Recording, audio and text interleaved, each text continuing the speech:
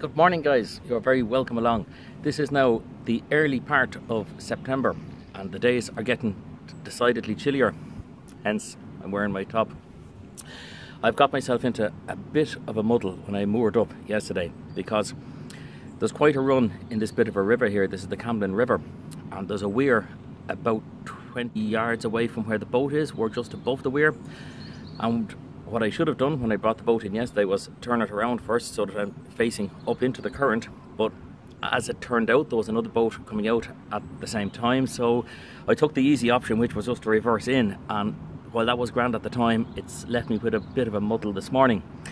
I have to now try and reverse the boat out, and at that stage I'm limited to two choices. I can try and turn the boat just above the weir, or I can try and reverse it back out well up into clear water, well away from the weir. But the problem with doing that is, if you imagine we're in a narrow stretch of river, a strong current, and it's also quite shallow, and if I'm reversing the boat, worry that the props or the rudder will hit something. I don't mind if I hit something head on because the front of the boat will take a knock. That's not really too much of an issue, but when you're reversing, the boat becomes very vulnerable. So I'd kind of like to try and turn it first. This is not going to be an easy maneuver. If I do make a complete mess of it, the worst case scenario is I won't go over the weir. That's not going to happen. What could happen is we'll get caught in the trap. The boat just drifts sideways down and we'll get caught on that guard in front of the weir. That would, could you imagine, that would be mortifyingly embarrassing. I'd have to get another boat to come along, get ropes and tow me off it. The whole world would know about it. Yeah, it'd probably make a good vlog, but I don't want that to happen. So keep the fingers crossed. I'm going to try and reverse out, and if I can, I'll swing it about and we'll get out of here. Then of course we have the next problem. Just up the river there's a low bridge. We're not sure if we're going to fit underneath that. We don't want to repeat what happened in the last episode. Remember? I'll talk to you shortly guys.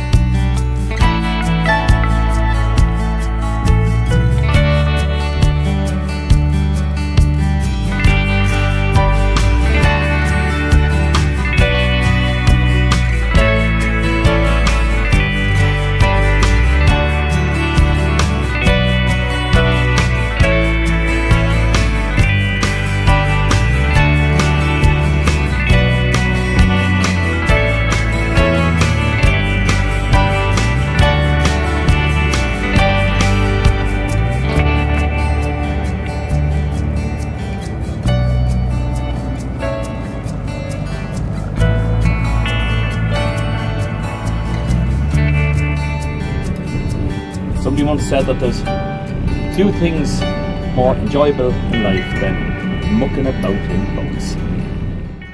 So guys, to give it all a bit of perspective, this is where we're going to go for our spin this week. This is the River Camlin, where the Royal Canal meets it at Richmond harbour. We're going to head on upriver here, and we need to pass underneath that bridge, which is quite low. The river starts off quite reasonably straight, then it gets very, very, very windy. Then the river is joined by its feeder, the Camlin River, on the right hand side. The river actually splits in two here, and we're going to take this stretch here and rejoin the Shannon. So we're coming up to this bridge now. It's quite low. I have the mast down, I have the VHF antenna folded down, If we're really stuck, I can fold down the windscreen, but I don't fancy doing that. It's a lot of work. But at least we're going against the current, so the current will act like a brake if we do need to stop suddenly at the last moment. So on my left hand side now is the opening into the very last lock, the last stretch of the Royal Canal. Ooh, this bridge does look low.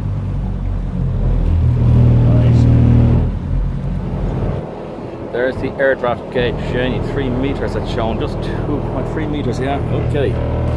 It's going to be tight.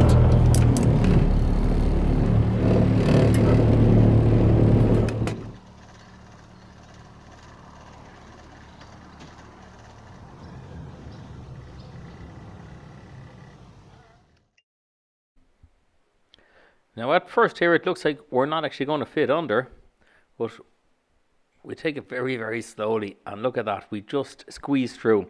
There's about 1.5 inches between the top of the windscreen and the underside of the bridge. So I'm just hoping it's all very, very level. It doesn't tilt down at one end or we'll just get wedged. We keep progressing very, very slowly, making sure not to rock the boat at all.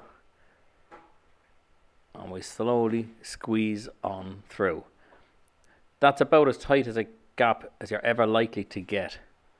We have actually passed on the lower bridges, but we've removed the windscreen to do that, and indeed we have removed the magnetic compass, that's that square object you can see on the mast. But this is the lowest bridge we've been under in a long time. And look at that, we're starting to emerge out the other side. Daylight again. And there we go. Under. We're through. And there was cameras dropped at the last moment, and I was... Aerials dropped? Aerials dropped, yeah. Of course, at the last moment, we realised the aerial wasn't down low enough. We had it dropped down, but we thought it would be low enough where it was, and it certainly wasn't.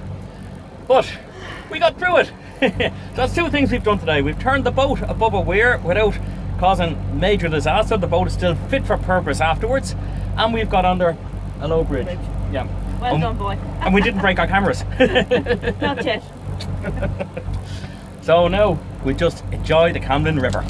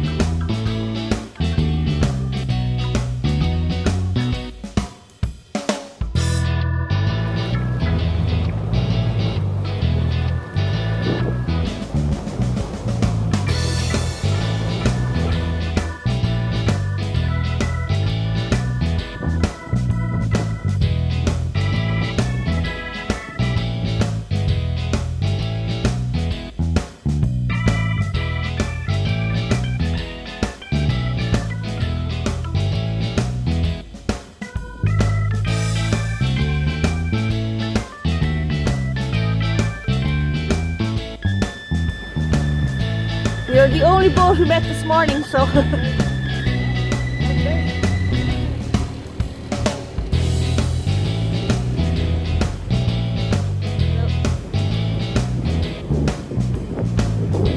Hope your boss knows you're out fishing.